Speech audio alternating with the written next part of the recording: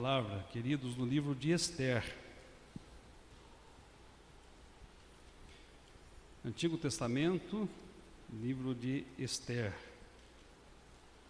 O livro de Esther fica antes do livro de Jó. Esther, capítulo 4.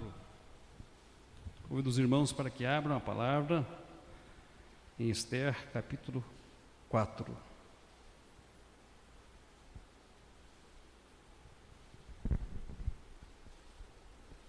Vamos ler todos os versículos deste capítulo.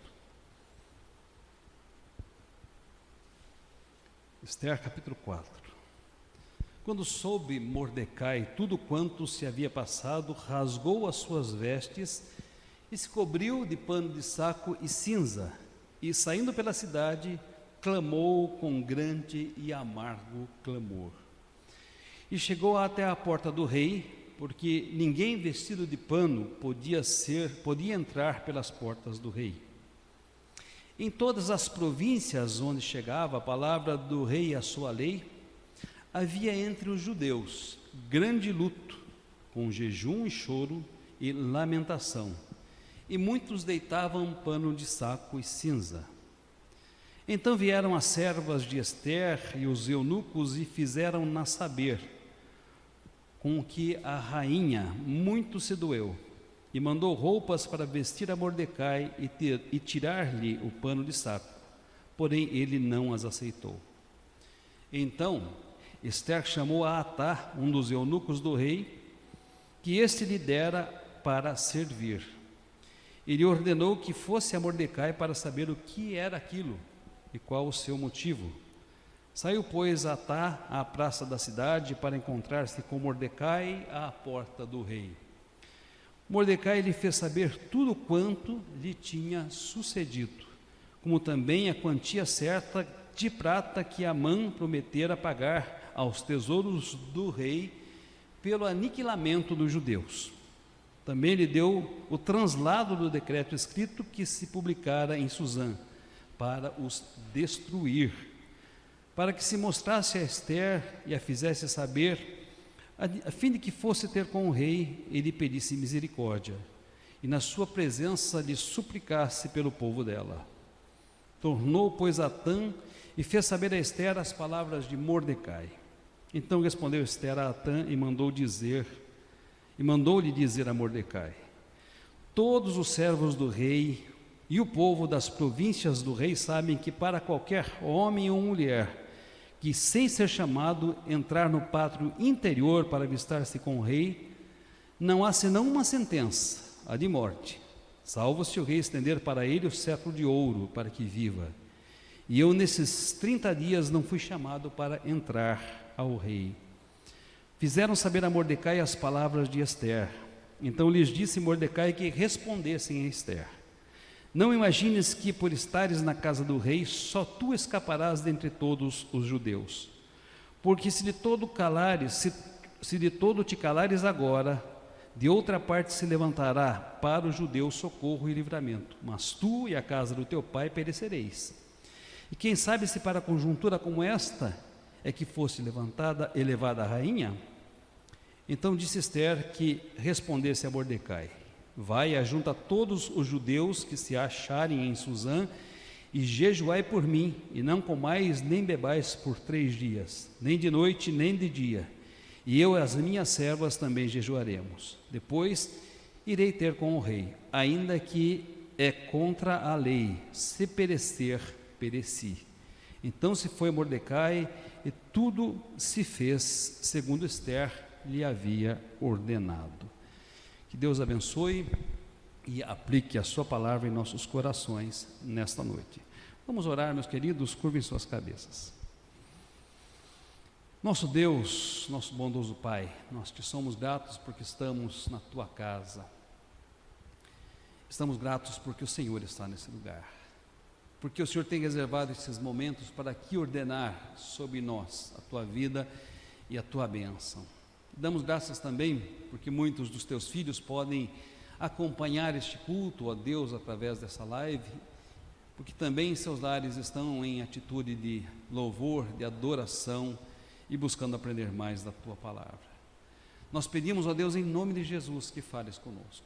Nós estamos carentes por ser alimentados com o alimento que procede dos teus lábios, Senhor. Que os teus lábios se movam através dos meus, para que fale tão somente aquilo que é do teu querer. E que esta palavra, ó Deus, edifique a todos os que aqui estão. Console e conforte, também desafie, ó Deus, o teu povo. Pai querido, nós te damos graças, porque sabemos que tu és um Deus provedor, e que através deste culto está provendo as nossas necessidades espirituais. Faz isto por amor de Jesus, é o que nós pedimos e agradecemos em nome de Cristo. Amém. Queridos, conservem a Bíblia aberta. Nosso tema nesta noite é coragem diante das circunstâncias. Aqueles que estão anotando aqui ou em casa, anotem aí, coragem diante das circunstâncias. Meus queridos, assisti um vídeo no YouTube há algum tempo atrás que me chamou muito a atenção e que me emocionou. Era um vídeo do Sir Nicholas Winton. Nicholas Winton, no contexto da Segunda Guerra Mundial, fez algo extraordinário, fez algo grandioso. E o que é mais interessante, o fez ocultamente, o fez no anonimato, em silêncio, sem alarde. Queridos, ele organizou o resgate e a passagem para a Grã-Bretanha de cerca de 669 crianças judias que estavam condenadas a ir para campos de concentração. E ele promoveu a adoção destas 669 crianças por famílias da Inglaterra. Esta operação foi chamada de Kindertransport. Tudo isso passaria desapercebido, não fosse a sua mulher encontrar no sótão um baú, e nesse baú as fotos daquelas crianças e os registros do transporte daquelas crianças e o registro das famílias que adotaram aquelas crianças. Esta descoberta fez com que a sua esposa levasse estes arquivos para uma rede de televisão, e a rede de televisão fez algo grandioso. Ela convocou um dia o senhor Winton para um programa de auditório e convidou para estar naquele programa de auditório todas as crianças que ele havia resgatado no campo de concentração, que ele havia resgatado da morte. E então a apresentadora foi entrevistando o senhor Winton e perguntou se ele tinha contato com alguma das crianças que ele havia salvo. E ele disse que não. E então ela pediu que se levantasse quem havia sido salvo pelo senhor Winton. Então duas senhoras se levantaram do seu lado e ele ficou visivelmente muito emocionado. Mas quando ele olhou para trás, todo o auditório estava em pé. 669 crianças que haviam sido salvas por ele e que agora haviam constituído família, eram pessoas realizadas, pessoas prósperas na Inglaterra. Meus queridos, eu estou certo de que o senhor Winton entendeu muito bem os desafios do seu tempo. Eu estou certo que o senhor Winton, com coragem, com ousadia, com intrepidez, se dispôs a fazer algo o que talvez muito poucas pessoas estivessem dispostas a fazer naquela época. Isso nos faz pensar, meus queridos, nos desafios do nosso tempo. E é sobre isso que eu quero conversar com vocês em primeiro lugar. Anotem aí os desafios do nosso tempo. E para isso eu quero tomar como referência o capítulo 4 do livro de Esther e a partir dele outros textos deste livro. Meus queridos, os dias em que Esther viveu e os nossos dias são muito semelhantes, são muito parecidos. Dias difíceis, dias desafiadores. A época que o livro de Esther foi escrito, eles estavam sob o domínio persa, cerca de 500 anos antes do nascimento de Jesus Cristo. E eles estavam cativos ali na Babilônia, e como cativos representavam uma pequena minoria. E essa pequena minoria, no registro que se faz no livro de Esther, estava vivendo tempos difíceis. Estava vivendo um grande desafio. Eu quero destacar 3 coisas desses tempos difíceis, desses desafios, neste nosso primeiro ponto de estudo. O desafio de ser uma contracultura incômoda. Era o desafio deles e é o nosso desafio, queridos. Em tempos difíceis, em tempos desafiadores, representarmos uma contracultura incômoda. Eu convido você que olhe o capítulo 3 do livro de Esther. No capítulo 3 é relatado a história do tio de Esther, Mordecai. Amã, um dos principais chefes de estado do rei da Pérsia, rei Assuero, era um homem honrado, um homem respeitado e também temido por toda a população.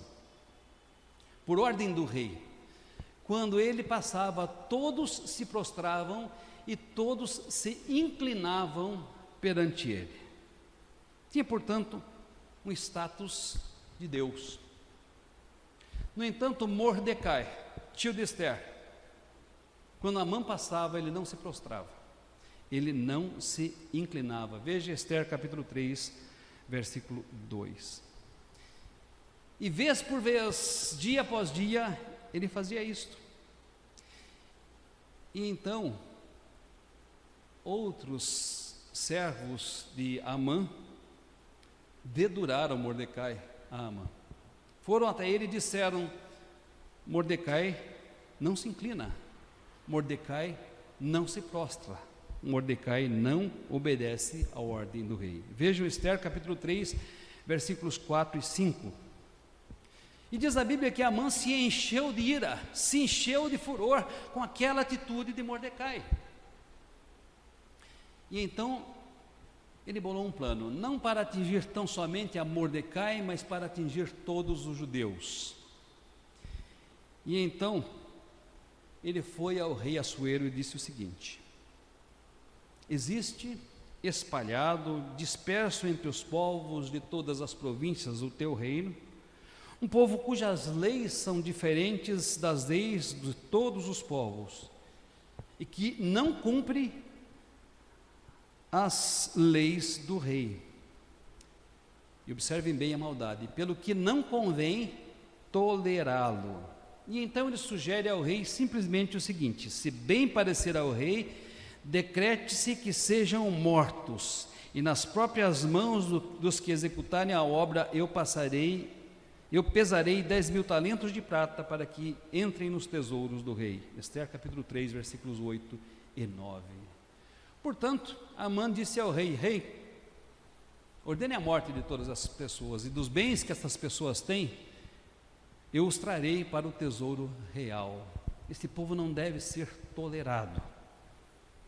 A sugestão pareceu boa aos olhos do rei Assuero, e ele então selou o decreto. Mordecai e os judeus representavam ali, na Babilônia, durante o reinado de Assuero, uma contracultura incômoda. Agora preste atenção, meus queridos, nós estamos vivendo exatamente a mesma coisa em nosso tempo. Nós estamos vivendo exatamente a mesma situação em nosso tempo. A nossa postura, as nossas convicções e a nossa opinião incomodam outras pessoas. O fato de nós não nos prostrarmos contra algumas ordens da cultura do nosso tempo tem feito com que críticas contra os cristãos se avolumem cada vez mais, aumentem cada vez mais. Tem feito com que as ameaças se tornem cada vez mais concretas. Igrejas, aqui mesmo na América, vêm sendo atacadas em diversos países, inclusive no Brasil. Ainda dentro desse primeiro ponto, os desafios do nosso tempo, um segundo item, o desafio dos adversários gratuitos. Mordecai e os judeus que estavam vivendo na Babilônia, sob o reinado da Pérsia, eles não eram cidadãos desonestos. Eles não eram, meus queridos, pessoas que desrespeitavam as leis. Eles não eram pessoas que causavam insurreição. Pelo contrário, Mordecai descobre uma traição contra o rei e vai e relata ao rei. E em função desta informação de Mordecai, o rei é poupado. Eram pessoas que, mesmo estando num país, na condição de escravos, colaboravam com aquele país. Mas, única e exclusivamente por manifestarem uma cultura religiosa diferente, foram perseguidos. Unicamente por causa da fidelidade de Mordecai ao seu Deus, foram tidos como adversários. Qual o crime cometido? O crime de opinião, o crime de convicção, o crime de expressar uma ideia, prestem muita atenção, diferente da ideia da maioria. Isso parece familiar? Isso parece algo comum em nosso tempo? Meus queridos, não nos enganemos. Os adversários gratuitos têm se levantado contra nós, simplesmente porque somos cristãos, simplesmente porque temos opiniões diferentes, simplesmente porque sustentamos valores diferentes. Uma terceira coisa dentro deste primeiro item, o desafio da perseguição, velada em alguns momentos e real em outros. Em nossos dias, meus queridos, como nos dias de Esther, o povo vem sendo perseguido. De uma forma tácita, concreta, em muitas nações, como a China, por exemplo, templos são destruídos, cristãos são condenados à morte, e de uma forma velada em outros países, como no Brasil.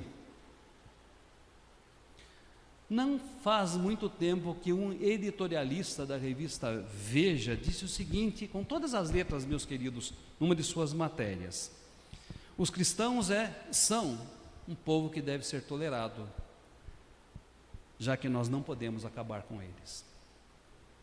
Exatamente esta expressão, com todas as letras. Os cristãos se constituem um povo que tem que ser tolerado, já que nós não podemos acabar com ele.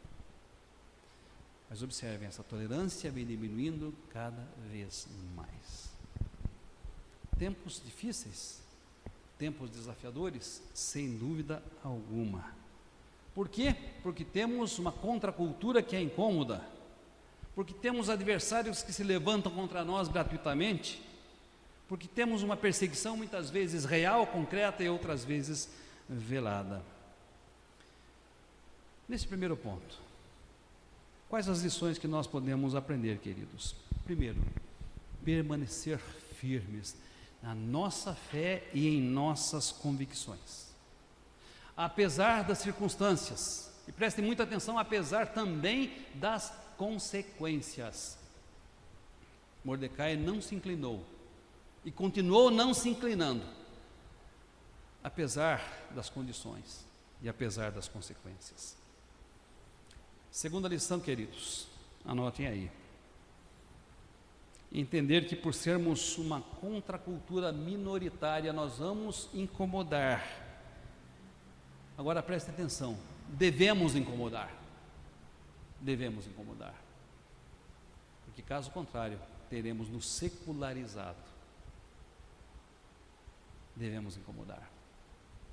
Terceira lição. Não se prostrar àqueles que querem fazer com que neguemos a nossa fé, que neguemos as nossas convicções. Segundo ponto dessa mensagem.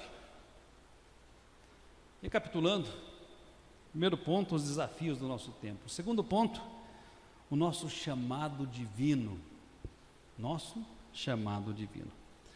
E agora nós vamos retroceder um pouquinho lá para o início do livro de Esther. Queridos, o rei Assuero era o rei da Pérsia e nesta época o seu domínio se estendeu muito. Diz-nos o capítulo 1, versículo 1, que ele reinou desde a Índia até a Etiópia. O livro de Esther se situa mais ou menos no 5º século antes de Cristo, 500 anos antes de Cristo. Está historicamente pouco antes dos israelitas serem liberados para voltar para a sua terra. Assuero, este rei, descrito no livro de Esther, costumava dar festas esplêndidas, festas nababescas. O texto vai nos falar que ele deu 2 festas. No 3º ano do seu mandado, ele deu um banquete a todos os príncipes e servos, os nobres e os príncipes das províncias. Vejam Esther capítulo 1, versículos 2 a 4. Sabem quanto tempo durou essa festa? 6 meses, 180 dias. E aí estava a elite do seu reino. Depois disso, ele deu uma segunda festa, e então convidou os habitantes de Suzã, não mais os da elite, mas todos os habitantes, tanto menores quanto maiores, e deu um outro banquete generoso, onde a comida era abundante, onde o vinho era abundante. Ao 7º dia, já estando embriagado, nos diz a palavra, ele chamou Vasti, a sua esposa, para se apresentar, para dançar diante dos convidados. E a palavra de Deus nos diz que Vasti era uma mulher muito bonita, muito formosa. E o que ocorreu então? Vasti se recusou a obedecer ao rei. Vasti se recusou em se apresentar perante os convidados. Vejam Esther, capítulo 1, versículo 11 e 12. E então o rei ficou desnorteado. Ele chamou os seus conselheiros e disse: e agora? O que nós vamos fazer frente a essa desobediência, frente a esta insubordinação? E seus conselheiros disseram o seguinte: rei, afaste Vasti do cargo de rainha, e que se procure para o rei uma jovem, formosa, de boa aparência, virgem, de todas as moças que há no reino, para que esta seja feita rainha no lugar de Vasti. Por quê? Para que o mau exemplo de Vasti não se espalhe pelo reino, e também as esposas dos oficiais não queiram mais obedecê-los. E então, das jovens e das muitas jovens que foram apresentadas, Esther achou graça diante do rei. Era uma mulher que atendia todos os requisitos que o rei esperava para uma esposa. Só que Esther era judia, e ela não fez saber isto ao rei.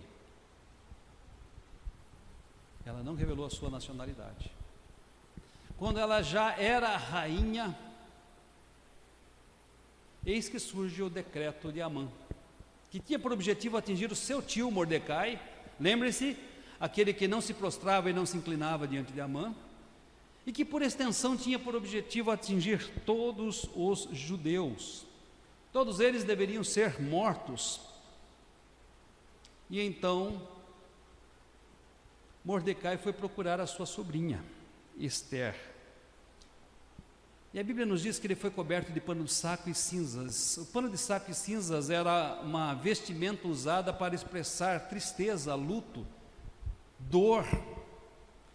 Ele foi vestido dessa maneira à procura de Esther, para relatar a Esther tudo o que estava acontecendo e o grande risco que todos eles estavam correndo, o risco de serem exterminados daquele lugar, daquela terra. Agora, acompanhe comigo, queridos, capítulo 4, versículo 11. Esther ficou receosa de atender ao seu tio. Por quê? Porque para uma mulher, para um homem ir até o rei, ele precisava ser convocado. Se ele se apresentasse no pátio real e o rei não gostasse daquela intromissão, ele poderia decretar a morte de qualquer homem ou de qualquer mulher que fosse até ele. Era preciso um agendamento, uma apresentação ou um chamado especial do rei. Ela ficou receosa. O rei não me chamou nesses últimos dias. Como vou ter com o rei? Como vou me apresentar com o rei? E acima de tudo, como vou apresentar este caso ao rei, considerando que ele não sabe que eu sou judia? E então, meus queridos, vêm as palavras tremendas do seu tio Mordecai a ela.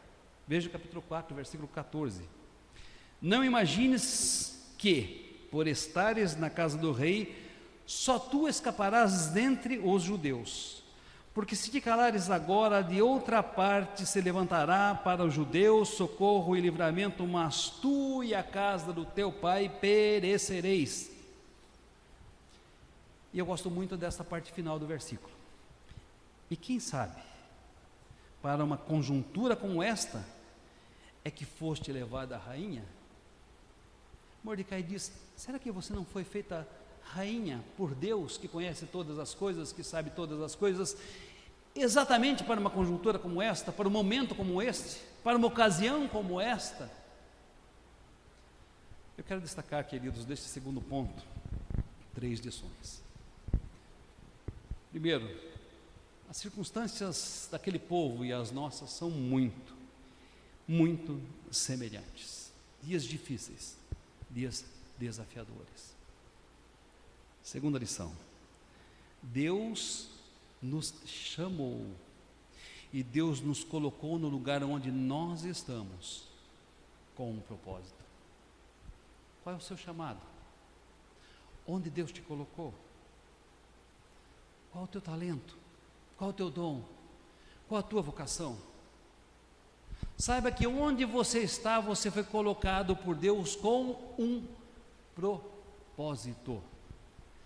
É para uma conjuntura como esta que você foi levantado por Deus. Terceira lição, queridos: nós precisamos viver com toda a intensidade o nosso chamado, mesmo em dias e tempos difíceis. Eu e vocês precisamos viver com toda a intensidade o nosso chamado. Terceiro ponto do nosso estudo nesta noite. Vamos recapitular, queridos. Eu sou professor, eu sempre gosto que os alunos fixem a lição. Os desafios do nosso tempo. Segundo ponto, o nosso chamado divino. Terceiro ponto, coragem para viver e agir em tempos difíceis. Coragem para viver e para agir em tempos difíceis. Quais eram as alternativas de Esther diante da sugestão do seu tio e diante da imposição do seu tio? Meus queridos, eu penso que ela tinha 3 possibilidades. A primeira, continuar ocultando ao rei que era judia e esperar.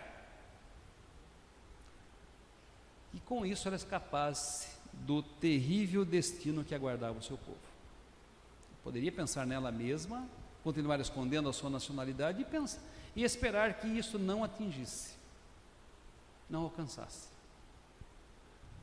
Uma segunda possibilidade, ela poderia revelar ao rei que ela era judia e esperar que o rei desse um salvo-conduto a ela, e eu tenho certeza que o rei diria: olha, que os judeus sejam mortos, menos você.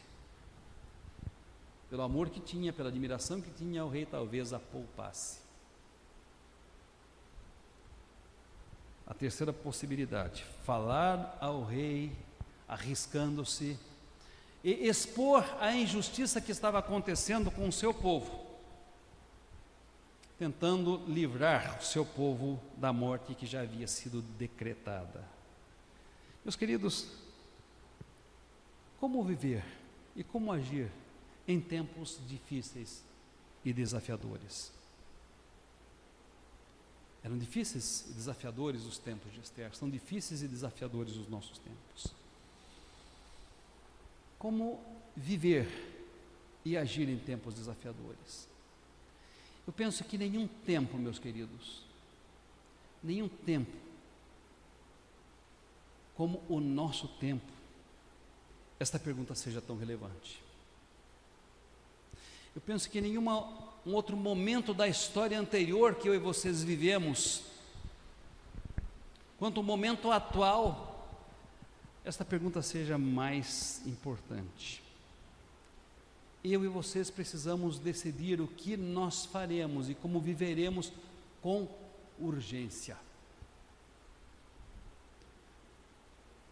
Meus queridos, tenho visto nas mensagens de muitos sacerdotes católicos, de muitos pastores evangélicos, uma preocupação muito grande, não com o distanciamento físico de muitos cristãos, que em muitos casos se faz necessário, em virtude da idade avançada ou em virtude de alguma doença que os impede de estar na igreja.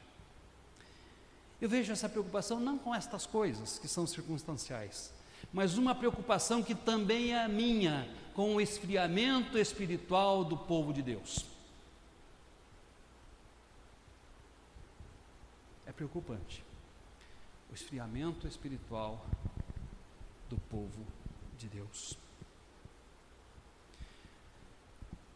Eu vejo muitos cristãos temendo tempos vindouros. No dia da grande tribulação nós não vamos poder ir à igreja, não vamos poder ler a Bíblia, nós não vamos poder mais orar, nós não vamos mais poder cultuar e estar juntos. Ora, meus queridos, em vez de nos preocuparmos com tempos vindouros, talvez a nossa preocupação deva ser com o tempo presente, porque no tempo presente, meus queridos, bastou um vírus para que a nossa espiritualidade se esfriasse. Bastou um vírus para que o nosso comprometimento se esfriasse. Bastou um vírus para afetar, não fisicamente, mas também fisicamente, o povo de Deus. Meus queridos, eu vejo muitos cristãos se esquecendo do seu chamado e se esquecendo do porquê foram levantados. Há muitos se esquecendo do seu chamado e do que e por porquê foram levantados. Há muitos queridos que mesmo em época de pandemia, sendo ou não do grupo de risco, estão indo a todos os lugares e frequentando a todos os lugares, menos a casa de Deus. Não estou dizendo que não devamos ter os cuidados necessários, mas não imaginemos, queridos, que em outros lugares há menor exposição do que na casa de Deus. Eu tenho visto, amados, que quando a igreja cria meios tecnológicos para atingir estas pessoas, as lives não são assistidas, os estudos bíblicos gravados e editados pelos pastores têm pouquíssimas visualizações. As reuniões onde há mídias, através das mídias digitais, e hoje é uma infinidade de salas que nós podemos criar, no WhatsApp, no Meet, no Teams e tantos outros meios, eu tenho visto que essas salas muitas vezes permanecem vazias ou pouco frequentadas. Meus queridos, e quanto ao hábito de ler a Bíblia, as pessoas têm conservado este hábito? E quanto ao hábito de orar, têm reservado o tempo para falar com Deus em suas casas? E quanto ao hábito, bendito hábito de fazer o culto doméstico, têm feito esse culto doméstico? Aqueles que têm os seus filhos pequenos em casa, que não podem vir à igreja neste momento, têm ensinado, têm educado, têm falado da palavra de Deus a estas crianças, a tempo e fora de tempo, em casa, andando pelo caminho ao se deitar e ao se levantar, têm sido ministros e sacerdotes dentro dos seus lares. Meus queridos, nós que somos líderes da igreja, pastor, presbíteros, diáconos, líderes das sociedades internas, líderes da escola dominical, temos de fato liderado, temos de fato cumprido o nosso chamado, temos considerado como preciosas as ovelhas do Senhor e temos ido atrás daquelas que estão se esfriando e se distanciando cada vez mais da comunhão dos santos.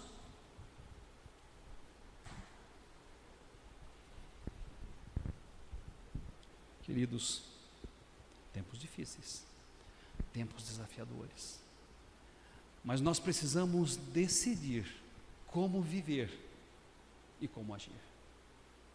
E sobretudo precisamos ter coragem para agir. Pastor, talvez o que eu faça não faça diferença nenhuma. Se o senhor Wilton pensasse assim, mais de 600 crianças morreriam asfixiadas nas câmaras de gás dos campos de concentração. se Esther pensasse assim, o povo judeu seria massacrado, seria exterminado pelo decreto do rei pelas mãos de Amã. Nós não conseguimos imaginar o que Deus pode fazer através de alguém que vive em comunhão com Ele e que tem coragem para enfrentar os tempos difíceis e as situações adversas. Nós não conseguimos imaginar o quanto uma pessoa pode fazer quando se coloca nas mãos de Deus e diz: eis-me aqui, Senhor, usa-me a mim. A Bíblia nos diz lá em Daniel capítulo 11, versículo 32, que o povo que conhece ao seu Deus se esforçará e fará proezas. Se nós cristãos, e eu não estou falando tão somente de todos nós que estamos aqui ou de todos os que estão ouvindo, eu não estou falando só dos presbiterianos, não estou falando só dos evangélicos, se todos nós cristãos conhecemos a Deus, meus queridos, e não estamos nos esforçando e fazendo proezas, há duas possibilidades: ou não conhecemos suficientemente a Deus, ou temos nos acovardado diante dos desafios do nosso tempo. Esther pensou em se acovardar, mas Mordecai lhe disse: minha querida, talvez Deus te levantou para uma circunstância como esta. Medo, temor, todos nós temos. Dificuldades, desafios, todos nós temos. A ausência de perspectiva, todos nós enfrentamos. Mas, meus queridos, o que podemos fazer como um povo que conhece o seu Deus? Diante desse contexto de pandemia, de isolamento, de esfriamento, de distanciamento de muitos, o que eu e vocês podemos fazer como um povo que conhece a Deus? O povo que conhece a Deus se esforçará e fará proezas. Eu não sei se o senhor Wilton conhecia a Deus, mas eu sei que ele se esforçou e fez proezas. Eu sei que Esther conhecia a Deus e sei que ela se esforçou e fez proezas. Preste atenção, comemora-se até hoje entre os judeus a festa do Purim, que celebra a libertação dos judeus pela intervenção de Esther junto ao rei Assuero. Que lições este terceiro e último ponto nos ensina? Na primeira lição, primeiro, creia, meus queridos, que nada acontece por acaso, e que eu e vocês fomos chamados por Deus para um propósito. Segunda lição, encare os desafios do seu tempo.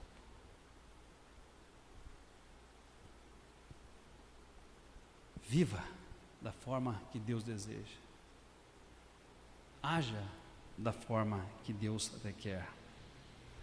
Faça o que Deus te desafia por fazer. Ainda que seja de forma anônima, como fez aquele homem. Ainda que seja de forma silenciosa, como fez aquele homem, mas faça. Em nome de Jesus, faça aquilo que Deus te confiou para fazer. Terceira lição, não se amedronte diante das dificuldades. Pois com toda certeza, para estas circunstâncias, para este momento, para este momento histórico, eu e vocês fomos levantados. Foi para circunstâncias como esta que nós fomos levantados.